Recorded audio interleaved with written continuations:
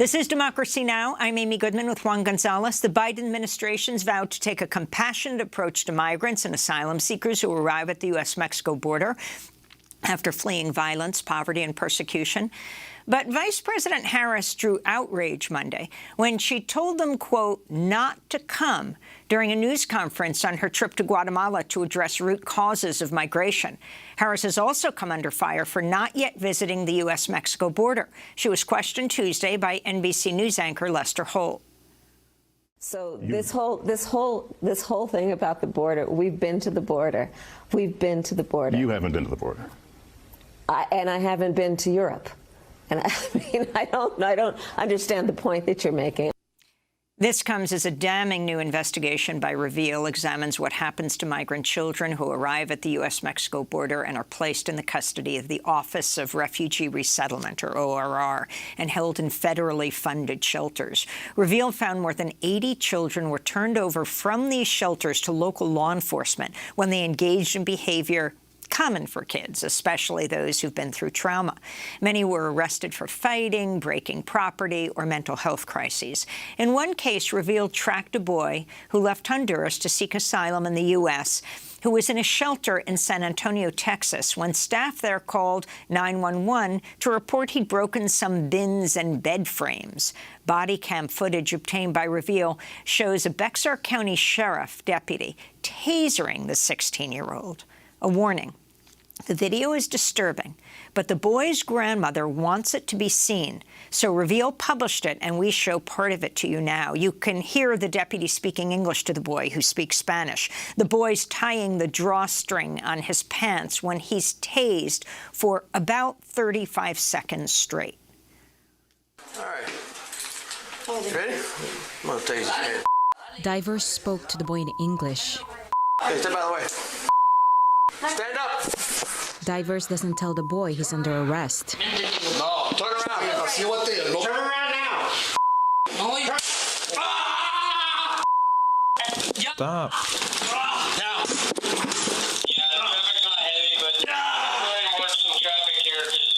Divers shocks the child for about 35 seconds. Where are you going to take me? Where are you going to take me? Tell me where you're taking me. That's body camera footage of a sheriff in San Antonio, Texas, tasering a boy held in a federally funded shelter. The child remains in custody now. For more, we're joined by Aura Bogado. She's senior investigative reporter at Reveal, who's long covered immigration, including the conditions of detained migrant kids. Her new investigation with Laura C. Morell is headlined, "I'm going to tase this kid." Government shelters are turning refugee children over to police. Welcome back to Democracy Now! Aura. Talk about this particular situation where this boy is held, supposedly moving them from Custom and Border Patrol facilities to ORR is supposed to be more humane, but then they bring in the police and they tase them? Right. A lot of people within the federal government will usually refer to ICE and Border Patrol as enforcement, and ORR, which really is an agency that should be a household name by now. Those are more social workers. And so these are children, minors, under the age of 18 who are put in shelters. They're not accused of any crime, et cetera. And they're supposed to be put there under a federal consent decree and be taken care of in the least restrictive kind of facility until they can be released without unnecessary delay.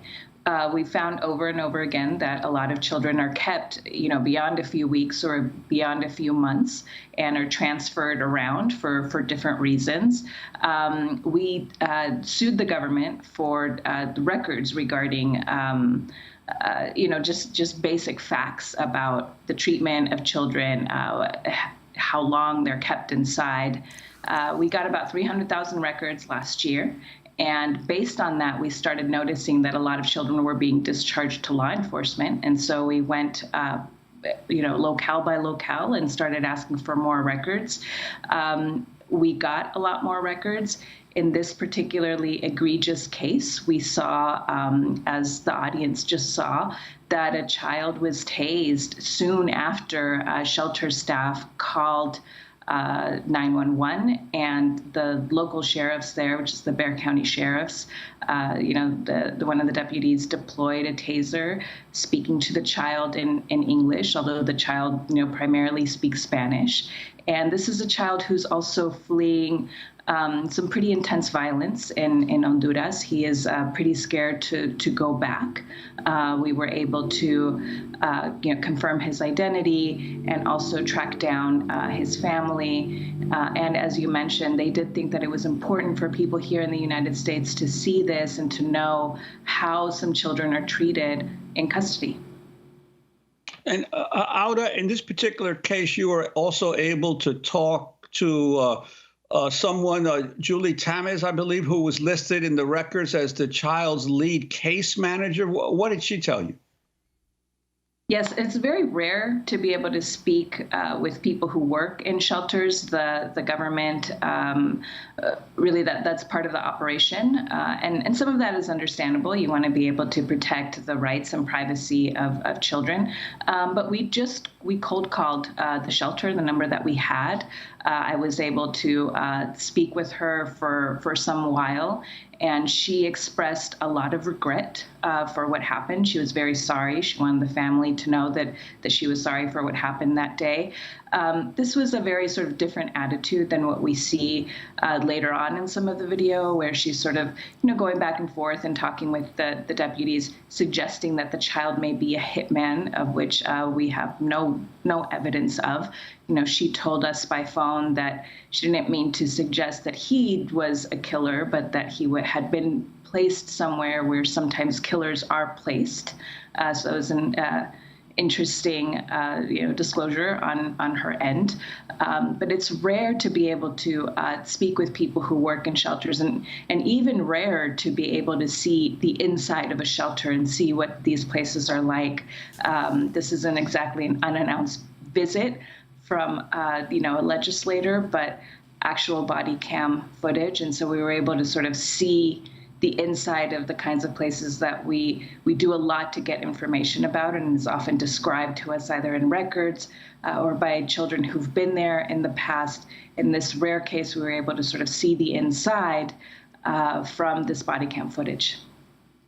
And some people might say, well, maybe this was a unique case of a law enforcement person gone rogue here. But you were able to find records that there have been at least 19 police interventions with children. Could you talk about whether this is an unusual or outlier case, or whether there's a pattern? Well, we know that at least 84 children have been turned over from shelters to local law enforcement. We did a lot to try and get records from individual police departments, individual sheriff's departments, and we were able to get 19 records, including the case of this child. What we found over and over and over again is that children are charged with misdemeanors. We only found one felony charge, and everything that we saw that was federal, I believe, assault charge. I'm sorry, a felony assault charge. And that was dismissed. So over and over again, the cases are dismissed. The idea that a child, particularly a refugee child, someone who is fleeing violence and is a minor and has special rights under international law and U.S. law, would then be subjected to arrest for something like fighting, or in this case, allegedly breaking some plastic bins and some bed frames. That seems highly unusual, I think, to anybody that either has kids or is. We've all been kids. A lot of young people fight.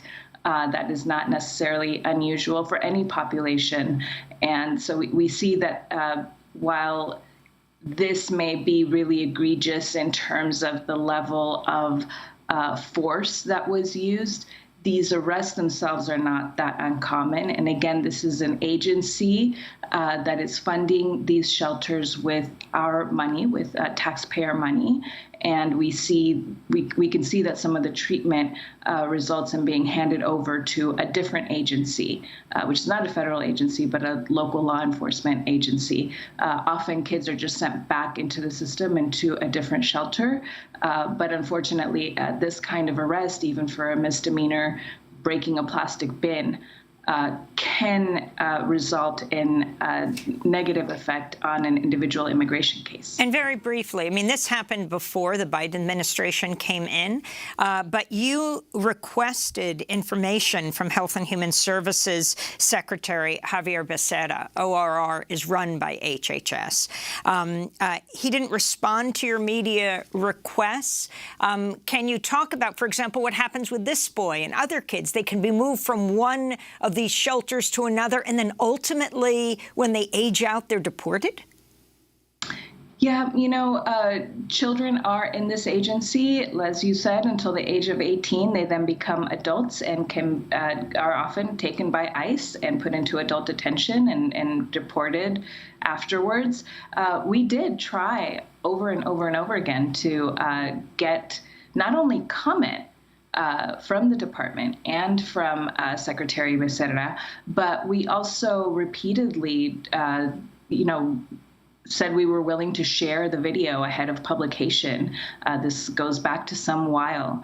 And over again, the agency either stonewalled us or, told us that they won't comment because they don't comment about anything to do with anonymous allegations. Our investigation is not based on anonymous allegations. Our investigation is based on data from that very department that we unfortunately had to litigate for under Federal Information Records Act. And then the local information that we received was also legitimately obtained from individual law enforcement. There's nothing anonymous here. These aren't allegations. We think also that the video speaks for itself, and there is a strong public interest in knowing what happened. And as a reporter, I feel that there's a strong public interest in this agency and Secretary Becerra responding for what happened here.